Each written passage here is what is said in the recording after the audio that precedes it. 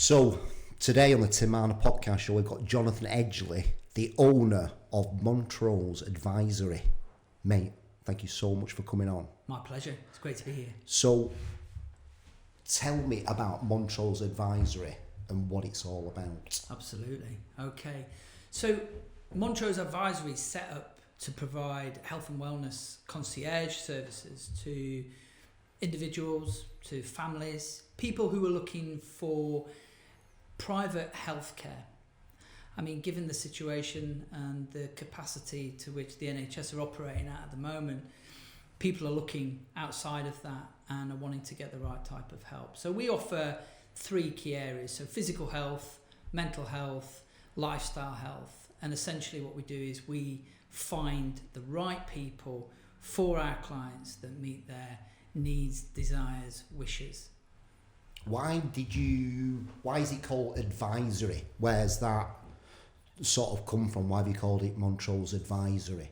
It's a good question, and it's an interesting one really, because there are many concierge businesses that provide lifestyle concierge, getting concert tickets or red carpet dues and all of these kind of things.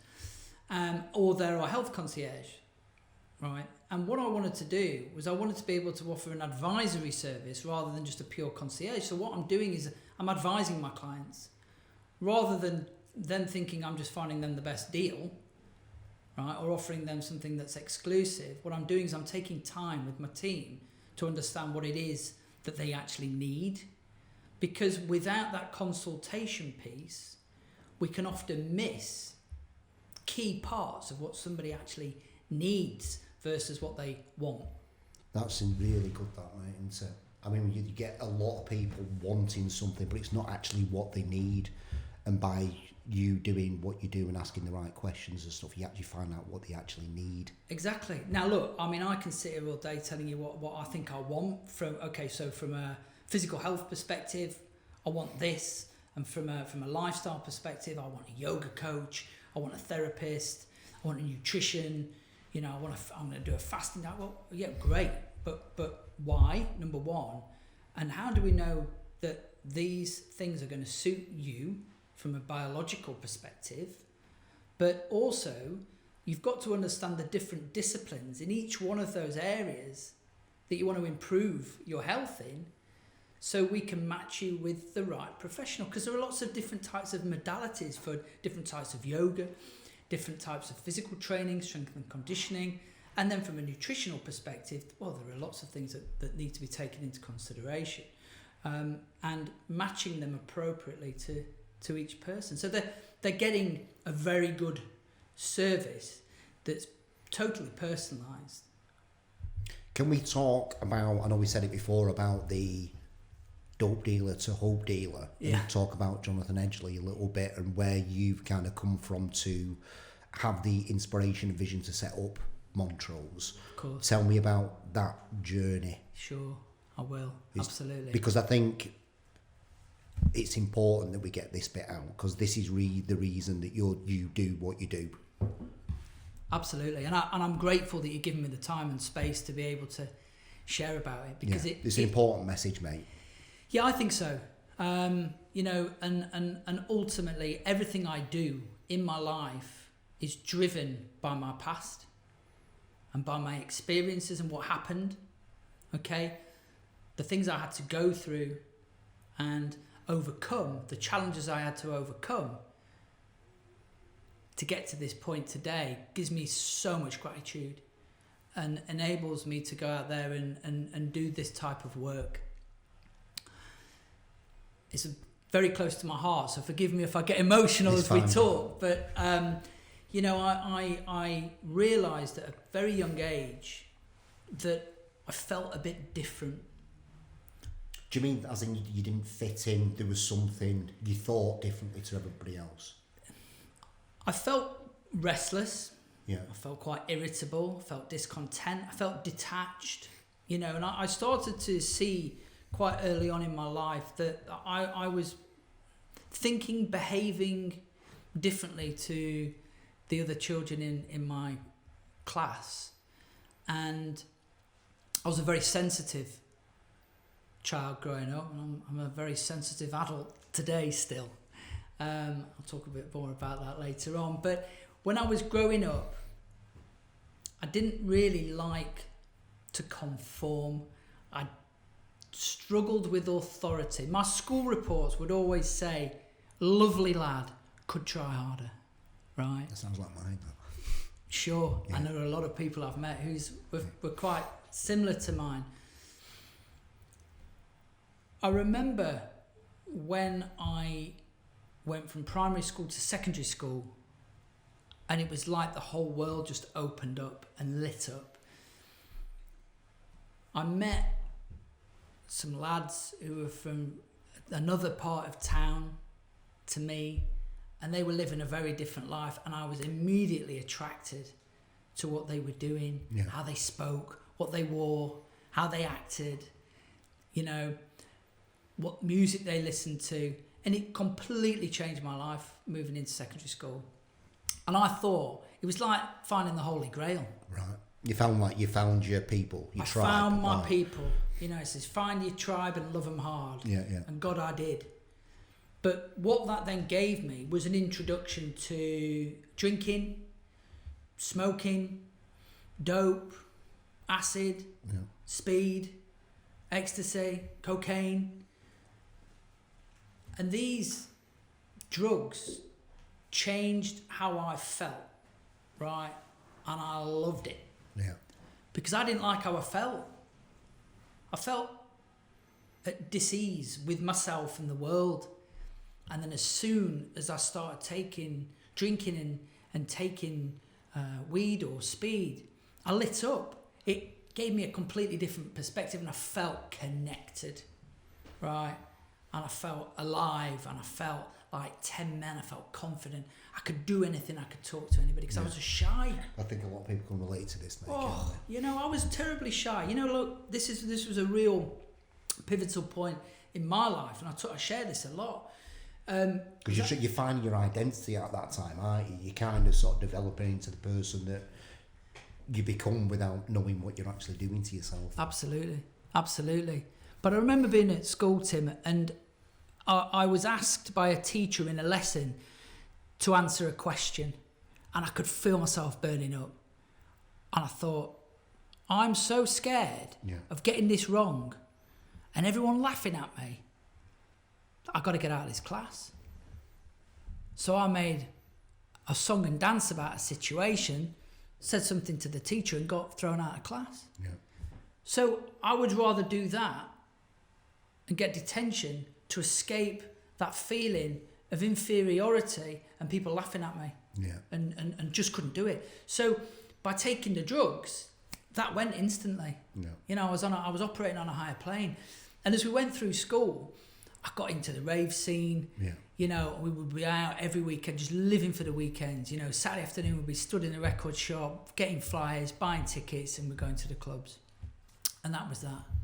You know, I loved it. My education suffered. I didn't get any GCSEs. I left school with no qualifications whatsoever. And I got, and I went into some training scheme, which my parents were really unhappy about. But I think it's important to also say, my mum, God rest her soul, alcoholic. You know, my dad not. My mum at home drinking, my dad away working. Yeah. You know, used to get home from school sometimes, Tim, and find my mum on the floor passed out. Yeah. And that really scared me. But I always vowed that I would never Be like that. You know, from a young age, I'm never going to smoke, I'm never going to drink, I'm never going to do any of that stuff because I don't want to be like that. Yeah. And I resented my mother. Yeah. We had a very difficult relationship for lots of different reasons. But genetically, I'm predisposed to addiction, right? So the writing's on the wall, early doors. My dad can see it. Yeah. I can't because I'm just living the life. This is just how we are. But I was rebelling against my parents, rebelling against society. You know, I wasn't going to conform. I was just living for the weekend and going out dancing, and that was that. So in nature, you're quite an introverted person, kind of knows when to turn it on, but back then you didn't know you're an introvert. Taking the drugs made you into this alter ego Absolutely. Yeah. Absolutely. I mean, I could do anything. Yeah. When I was drinking or using drugs, I could do anything. And look, at the end of the day, I was having a great time. Yeah. They hadn't got hold of me at that point. And I had a degree of, I don't know if I can even use this word, but I'm going to, control, because it was a weekend thing, you know, with smoking dope and all that kind of stuff. But it was a slippery slope from there. I'm a salesman by trade, right? A humble salesman. And, but I was good at it because I can talk quite well. I'm quite likeable. Yeah. And I got into sales quite early on. So 17, I was working and I progressed and I was doing all right. Bought myself a 205 GTI, all of that thing. Oh, yeah. You know what I mean? Having a great time again, early 20s, brilliant. Life's going good, got some money, bought my house. Yeah. So on the outside looking in, people are like, this guy's got his shit together, he's doing all right. Yeah.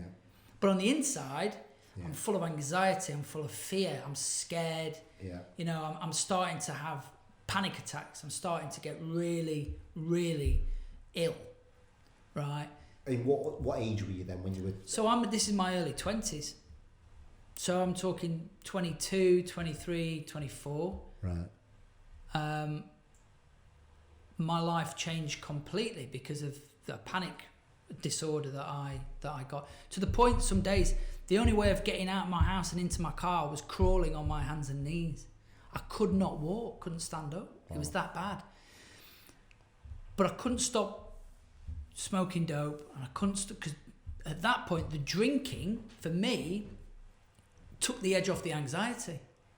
So all of a sudden, I'm feeling anxious, I'm having a drink, and it's leveling me out. And what are you drinking at this point? So I'm probably drinking 3, 4, 5 pints a night. So, you know, not crazy, but it's consistent. Yeah. And then at the weekends, I'm out. Binging. Friday, Saturday, Sunday, and I'm back in work Monday. But it wasn't playing out the way that I had hoped. People were starting to recognise, you know, what was going on, started to see that I got a bit of an issue, and things started to just deteriorate. I got caught drink driving, I lost my licence, I lost my job. So all these lovely, nice things I had sort of disappeared. So my life started to implode to the point where in 2006, my father met me in a pub, oddly, after a couple of beers, said to me, look, I'm really worried about your son. You know, he'd expressed a concern a lot, but, you know, just pushed it back. And he said to me, look, I think you're an addict. And I said, hang on a minute, that's a bit strong. I don't think I'm that. And he said, I want to help you, and I want you to consider going into rehab. I'm like, okay. I said, okay, all right, I'll do it. Because my life was in a place that it wasn't enjoyable. I wasn't having fun. I was drinking too much. I was taking coke. I was doing all the things I shouldn't be doing, right? I couldn't open the post that was coming through the door, got bills stacking up, HMRC, all of this stuff. I just could not even deal with. I couldn't deal with life. Did you put your head in the sand? Completely. So by my father offering me rehab, I saw it as like a get out of jail card. And I thought, I'll take that. Did you admit to yourself that you're an addict at that point? Or you were just like, look, I've got a serious problem here, I don't know what it is, I'll just kind of... I didn't think I got a serious problem, Tim, right? What I thought I'd got was a bit of a habit. Life was just become a bit unmanageable. What I was able to do was rationalise and justify what I did in my own mind, because I'd look across the road and I'd see a homeless person, right, stereotypical, drinking out a bottle, injecting heroin. I'm going, well, I'm not doing that, right? So I'm not that bad. So that's the how stories that you tell yourself. Exactly. Right. So that's how I justified my existence and my drug use and my alcohol use, you know, at that point. So when somebody comes to me and says, you're an addict, I go, no, that's an addict. Right. I got a bit of a habit. I just need a bit of help. So I took the offer of rehab and I flew out to South Africa. South Africa? Yeah. Right. And arrived in rehab on New Year's Eve. Right. Just going into 2007, and I thought, great. Okay, we'll get here, probably have some champagne, bit of fireworks, have a great time, bit of dinner. And I was met with a bag search and a cup of Horlicks and a 9 o'clock curfew. So, not what I expected. So, why South Africa? What was the reason? Well, there was two reasons. Firstly, my dad wanted to get me as far away from the UK as possible, because some things and the circle that you had around you. Some things had started to happen, which I'm not going to share about today. But life was becoming quite difficult and concerning for my dad. Yeah. So getting me over there, it was a 3-month program. It'd give them some respite as well. Yeah. Because they'd had enough. You just want like whatever, just to not worry about you, knowing that you're somewhere and exactly right. Knowing I was safe somewhere else, somebody else was taking care of me. Yeah. And that's what happened. So I went out there, and it was a very like ego deflating experience, because I'm like thinking I'm. Once you're in there, can you leave at any time? Yeah. You can, but I didn't. A few people did, but I didn't. Because I wanted to honour what my dad was doing for me. Yeah. Because it was an expensive experience. Yeah. And I knew deep down that I needed some support. At any point through that rehab experience, did you admit to yourself that you were an addict? Was there a point in there that you thought, fuck? Yeah. Absolutely. Yeah, absolutely. So it was a 12-step rehab, which is a program that's used by Alcoholics Anonymous and other what they class as fellowships. Yeah. But it was a 12-step rehab. So there was a very strict program that I had to undertake whilst I was there. And the first step was looking at my life and looking at the unmanageability associated with my life and my drinking and my drug use, but also the powerlessness around it, i.e. I had no control. You were not in control. I didn't have any power. Yeah. I was powerless. Yeah. I'd given all my power away to the drink and the drugs. Yeah. So seeing that and hearing that for the first time and seeing that, thinking, oh, cry, probably something bigger here going on than I thought. And then just going through the process of the steps, what happened, it was like peeling off the layers of an onion.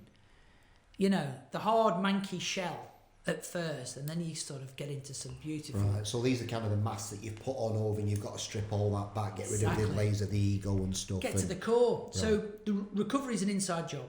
Yeah. And what I needed to do was to strip years and years of denial away, okay, from me in order to get to what was really going on.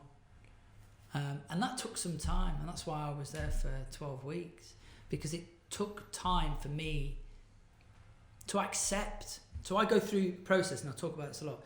The process is I acknowledge, I accept, and then I move into action, right? So acknowledging that I got a problem, yes, I'd done that because I wouldn't have gone there in the first place. But did I acknowledge that I'm an addict? Well, on some level, with some reframing, I started to understand a little bit more about the disease concept. Okay, so I can get on that. And then actually, am I willing to accept it? Well, actually, acceptance is the only way for me to be able to move through to that place of action. So I had to surrender to win, essentially. But once I'm into that action space, oof, game changer. But I mean, surrender's a big thing, and a huge thing. People letting go of that ego, being vulnerable. Not that many people want to be vulnerable, do they? No, they don't. How hard did you find that bit of actually sort of like letting go of the ego and surrendering? Yeah, it was a process. So it didn't happen overnight. There were things that were happening And there were things and bits of information that I was hearing in a different way to the way I'd ever heard them before. This is a different story that someone else is telling you that you've been telling this once, right? Exactly. Reframing perspective. Right? So I'll give you an example. Yeah. So we were in group therapy and we're asked to write our life story. Okay? And I'm sharing my life story in front of 10 other people. And at the end of the session, they can give feedback, comment. So you're putting yourself out there. That's that thing that's standing up in class again, isn't it? And you don't want to, it's going right back to that. I'm petrified. Everyone's going to laugh at me. You know what I mean? Shall I say something and run away? You're going right back there again, exactly. aren't you? And I was petrified. But the thing that I'd done, because I knew that that's how I'm likely to feel, I'd done what I've always done, which is I embellish and romanticise certain situations. Yeah. Right? And that's what I did. So I thought, I'm going to tell them a story. And they're going to love this. They're going to be on the edge of their seats with this. So it wasn't real. Because I used to sit in pubs, Tim, telling stories about things that had happened, that were embellished, that were dangerous, that were on the wrong side of the tracks. But I'd tell them in a way that where they sounded really exciting and exotic and, wonderful, like a film, where people, tell us again. So I'd do this life story and they turn around and then people start giving me feedback. And the one thing that somebody said that's always stuck with me, he said, you are detached from reality. You are deluded. Fucking hell. You are in denial. And denial stands for don't even know I am lying. Wow. Yeah, heavy. Hey, fucking hell, I really like that. Heavy stuff though. So I'm like, shit. So I've had the jam sucked out of my donut. Yeah. I've ego deflating exercise and I'm crying in my room and I'm like, holy crap. So these are the surrender points for me where I go, wow, next level of surrender. Because that's just the reality of that situation. Just hit me in the face like a train. So when I talk about surrender and I talk about acceptance and acknowledgement and action, it always happens over a time. There's process, there are things, there are clearings, there is information that needs to be dropped, acknowledged, dissolved, regurgitated, to a point where somebody can stand correct and actually be honest and real about what's going on. So after the 12 weeks, you get to the point where you're at the end of it, and are you at that point ready to leave? Are you like, I've got a lot more work to do here? What was your point? Are you scared of leaving, that getting back into the same? What was your thought process at the end of it? Okay, so the first week there, my therapist, he said to me, Johnny, he said, you're a lucky lad. I said, why is that? He said, you've only got to change one thing. And I'm like, brilliant, what's that? He said, everything. Well, fuck off. So I'm like, oh, right, okay, here we go. I don't think he's right. I'll forget that. I know what I'm doing. But over that 12 weeks, it got to the point where I'm probably 2 weeks from leaving, and I extended by another month.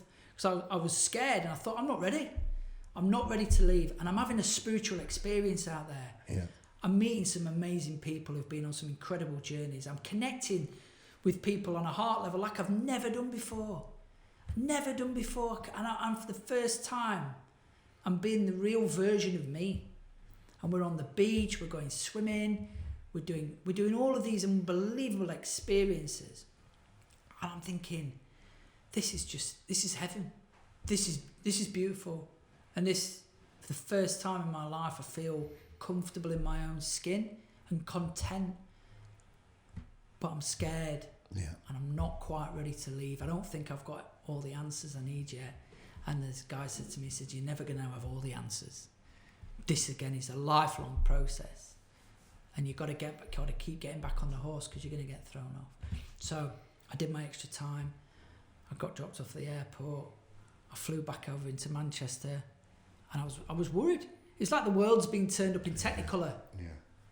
Yeah. And I'm coming into landing and it's grey and it's drab and it's dark, and I'm like, back into reality.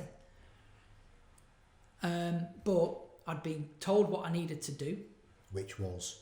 So I got like an aftercare plan, which was essentially go to meetings, i.e. go to 12-step meetings, go to AA meetings, go to Narcotics Anonymous meetings, Cocaine Anonymous meetings, work the steps again, get a sponsor, a spiritual guide, somebody who's going to take you through the work, somebody you're accountable to on some level, right? Somebody you can take this stuff to and talk to them about, and they'll take you through the steps. Get service. Go, and what that means is put the chairs out for the meeting, go and make the teas, pick up the fag ends, go and do something. Be of service. Gives you to responsibility, and be of service to others, not yourself.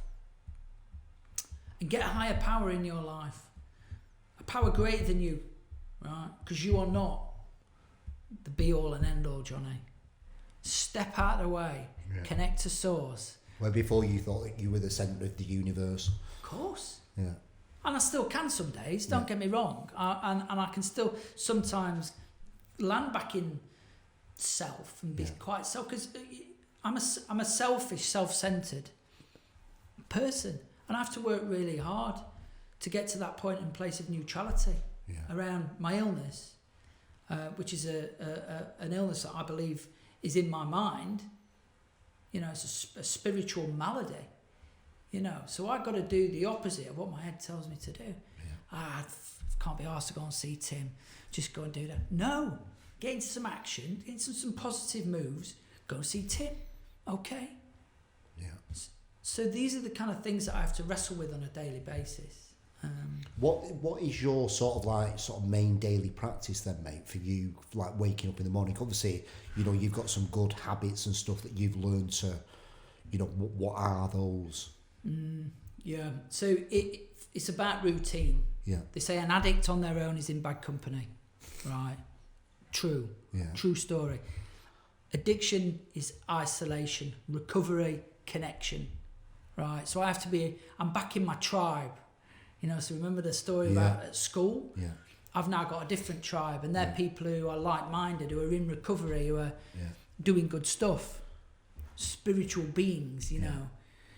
And so each morning when I wake up, I surrender to the day. I live my life in 24-hour chunks. Anything more than that can feel a bit overwhelming at times. So I've learned to practice my life in 24-hour chunks. So what I do is I get up in the morning, I get on my knees, I say a prayer, right? And that's surrender. Yeah. I do my meditation, I do my gratitude list, I connect with my sponsees, so I sponsor people, and I connect with other people, see how they are. So everything I'm doing is to get out of self, get out of the ego. The ego's the enemy, yeah? Yeah, massive. To get out of self. Yeah. Be of service. Be of service. So I'll go down. We've just got a puppy.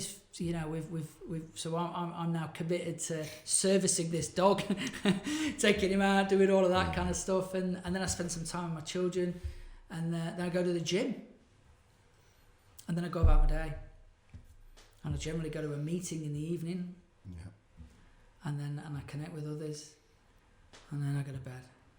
I eat well, I exercise well, try and look after myself, try and be of service to others, really.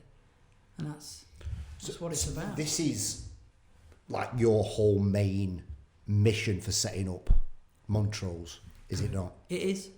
It is. As my son said to me after listening to an Eddie Hearn podcast, he's 12 years old, he said, "No passion, no point, Dad." Right? And I said, 100%. And I'm so passionate about this stuff. I love it. And it doesn't feel like work. Yeah. So I've got Montrose Advisory, which is that sort of concierge business, but I'm setting up Montrose Retreats. Yeah. And Montrose Retreats is sort of taking things to the next level. Yeah.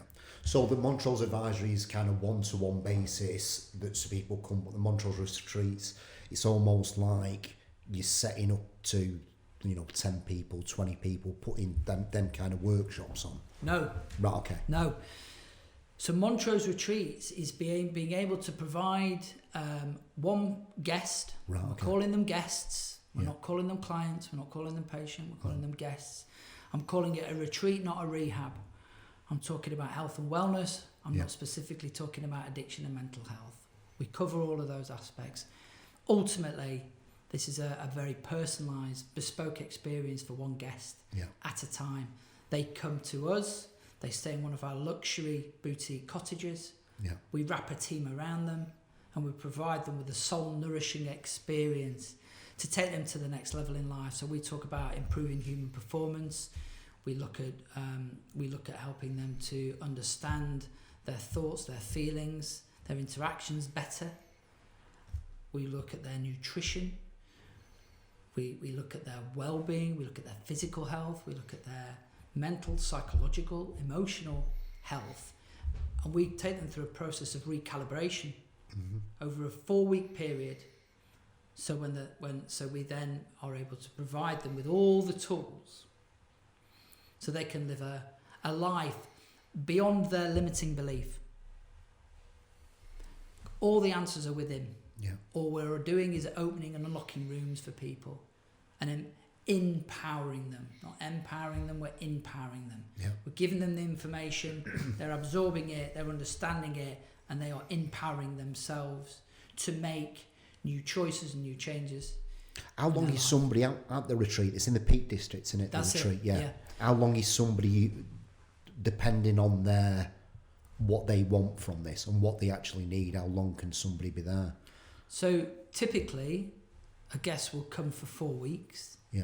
We can do shorter stays, but to be able to provide a full program experience, we generally look at 4 weeks. The first part can be stabilisation, detoxification, if somebody needs some help separating from alcohol or cocaine, for example. And then we provide, that sort of next stage, which is the therapeutic stage, where we start to understand a little bit more about what's going on. For the accessibility to Montrose, obviously that is going to come at a cost. From your standpoint now, would you not put anything on where the Montrose retreat's kind of a little bit more like a weekend thing where you can be involved a little bit more and giving your experiences, where it's almost like a weekend thing to sort of like build the brand? Because I'm not going to say how much it costed, like, do one of these retreats, but like one person, 4 weeks within one thing is obviously there's I'm not saying it's elitish, but there's a price point attached to that. There is. The people that I feel that you could help the most are the people, the sort of everyday people. Have you thought about putting something on where it's a bit more of a weekend retreat for people? Absolutely. So there are lots of plans afoot to do different things to help different people at different times in their life. So, for example, being able to support people who are already in recovery, and we call it a second surrender, where they can come back in a group, and we can just help them to re-energize, recalibrate their recovery, and just give it a fresh perspective and a new direction. So we can do that, and we do that group work. There are other things that I'm not ready to talk about just yet, coming soon, that will cater for a different need within a different market, let's say. Because it's with Montrose, and the way you've set up the brand is very much on your experience and people's needs. That's the main thing for me, innit? I've been really fortunate in my career that I've helped set up 2 very good services. One in London, in Mayfair, one in Cheshire. I've worked with some brilliant people, very good doctors, great consultants, wonderful teams. And I've taken a lot of learning from what they've done. But ultimately, this is about bringing my lived experience into this process. Working with doctors, consultants and clinicians, of course, because I can't do what they do. And I know my limitation.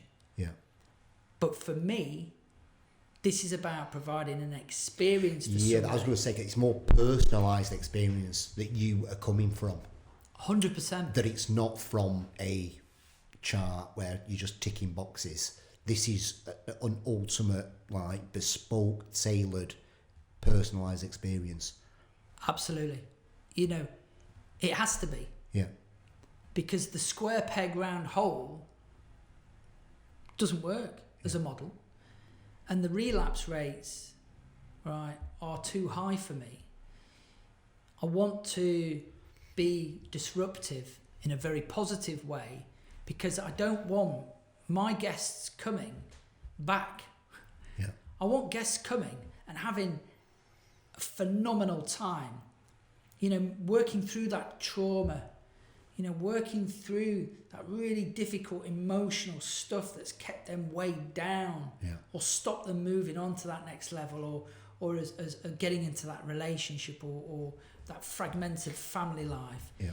I want people to have, you know, a different level of experience, right, that I think can only be provided therapeutically. We need the doctors to perform a particular service when it comes to detoxification, assessment, stabilisation. But as I said to you before we started talking, the therapeutic value, right, of one addict helping another is without parallel. We don't just work with addictions, of course, but I've got a team of people who I've handpicked personally who've all got life experiences and qualifications in what they do, of course. So this is not just a team of people I'm bringing together who are just having a go at something. You know, far from it. But my therapists, my trauma therapists, my life coaches, my chef, you know, my nutritionist, my yoga teacher, everybody's had an experience that can help a guest. And they're all ready to share and to talk about that stuff. So we work with people who've, you know, had an addiction, have a mental health issue, may have gone through a tricky divorce, you know, they may have had a traumatic life experience, they may have had a bereavement. There are a number of things that we can provide. So we can offer medical and we can offer non-medical. So somebody doesn't have to come with a medical need necessarily to have an experience with us. I think the surrender bit's really stuck with me for everything that you said. And I think, you know, out of all of it, somebody just surrendering, taking off the stories, taking off the embellishments, taking off that and just stripping that all away just to become themselves. Because it's something I've been thinking about recently, like kind of the two words is my and me, and how that people identify, because obviously we work with brands and brands identity and stuff, and I always look to what a brand really is and the true identity of it, where outside that's my car but it's not me. I think too many people believe the word my, it means me. So without that car they're nobody, and I feel that people need to strip back and understand that those things are not me, they're just my. Yeah, they are assets. Yeah. And there are classes of assets. I've worked with a lot of wealthy individuals over the years who have different protective systems in place to make them feel better, make them look better, and allow them to operate on a certain level within society. Because, you know, let's have it right, a Range Rover or a Porsche or a Ferrari, you know, gives a certain image where people think, oh, they've done well. I'd like a bit of that. Or look at that house, or look at that watch, or those holidays, those Instagram photographs that these people are showing, or a lot of it is nonsense. And they're not able to show their real true self because they don't know who it is. They don't know what it is. So that surrender piece takes time to do. And it's almost layered surrender. It's not one day we break down and we surrender. I mean, we see a lot of people do that, but they break down. But then the ego pops back up again and they're fired up again. So let's, for argument's sake, so somebody comes in and they're broken and I need some help. Please detox me. I can't do this anymore. Day 1, still can't do 2. I still day 3, feeling a bit better. Day 4, I'm eating again. Day 5, chuggers my clothes. Day 6, can I go for a drive? Day 7, do you know what? I think I'm all right now. I'm going. Yeah. Whoa. Wasn't that long ago you were crying, begging for help. Yeah. 7 days after a 30-year career in drug addiction, you're fixed. We've not even done any internal work, so that's superficial. We've only done a separation from an external crutch. We've not even started to do the work internally, and that's where the magic happens. Right. Yeah. How common is that experience where someone's coming broken and after the 7 days you think, oh yeah, I'm sound now? Is that like an ongoing? It's quite common. It's quite common. Is it? Yeah, because if we talk about addiction specifically, addiction is a really cruel, cunning and baffling and powerful illness that talks to us in our own voice and tells us every day we haven't got it, right? And what happens is, the further down we go, the harder our systems have to work to protect our thinking that we're actually okay. You know, we're all right. We can still show up at parties after not being washed for 3 days, or, you know, turn up drunk, right. Or, you know, all right, I'm all right, just don't look in the mirror. Yeah. You know, where we repair quite quickly. So all of a sudden, when we're starting to feel better, we go, God, I didn't feel very well. And all of a sudden, I do feel really good. I feel so much better. And I've got my appetite back and I want to eat. And I fancy going for a walk. And oh my gosh, look, I'm looking outside and I'm talking to you and I'm eyeballing you. Wow. Great. So I often say to people, the stopping is relatively easy. The staying stopped is hard work. And that's when people have to really start to dig in and dig deep. Because it's not for the faint-hearted, this stuff. It's not easy. If it was easy, we wouldn't have rehabs, we wouldn't have retreats, we wouldn't have AA or any of those kind of self-help groups or the Samaritans or any of these other wonderful services, if everybody could recover like that. Yeah. Sadly, they can't. So if somebody wanted to get in touch with you, how would they get in touch with you and book on a retreat, or they come to advisory? Where would people find you? Well, what I wanted to say exclusively to this is that if there's anybody that hears this, right, and is struggling, or is worried about a friend or a loved one, they can call me, right? There's no charge, and I will give freely of my time. Amazing, mate. And my support, okay? Yeah. And I will give direction to the best of my ability to help them find a solution. I can provide them with options. I can do all of that stuff.